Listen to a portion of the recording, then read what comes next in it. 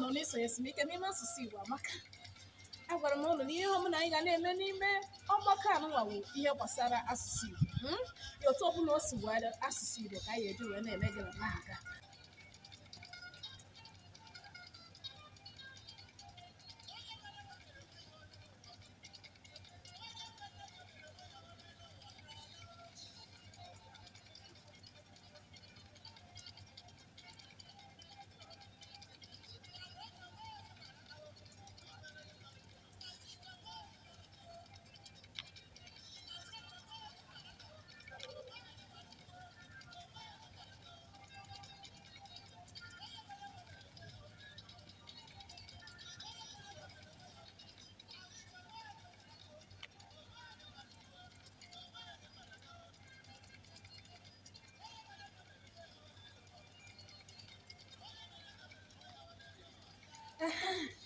Nnọọ n'ọnwa ọfụ anyị, ọnwa Disemba ka wee egwu ji wee banye ọnwa Disemba.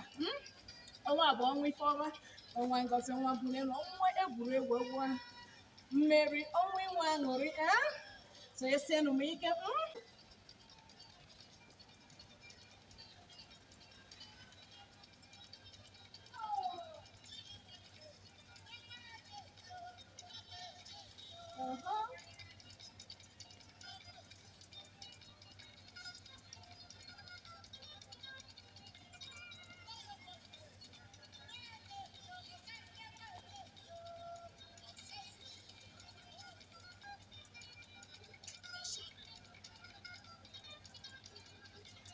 Biko obi m wụsa aṅụrị nnọọ n'ịbanye ọnwa Disemba 2022. O nwere ndị anyị na ha bidoro ọnwa Jenụwarị mana ha afụghị ụbọchị nke taa. O nwekwana ndị fụrụ ọnwa Disemba mana ahụ esighị ha ike, eburu ha wee jebe ụlọ ọgwụ. Mana m nwere onwe m, ahụ siri m ike, wee were mmarịcha ụkwa wee na-asị Chineke onye mere ka ọ dị otu a ka m bụ n'elu gasịchara ya.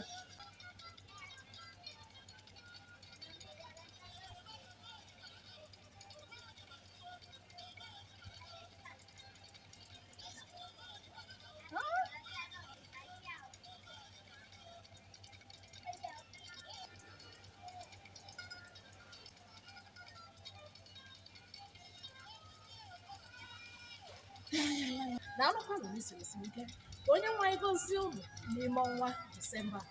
Ndị na-enwebeghị aṅụrị, unu ga-enwere ya aṅụrị. Tupu aha na-abịa na njedebe, Chukwu ga-eburu unu elu. Na anụkwanụ n'isonyesi ike n'ime asụsụ Igbo amaka. Ka emesịa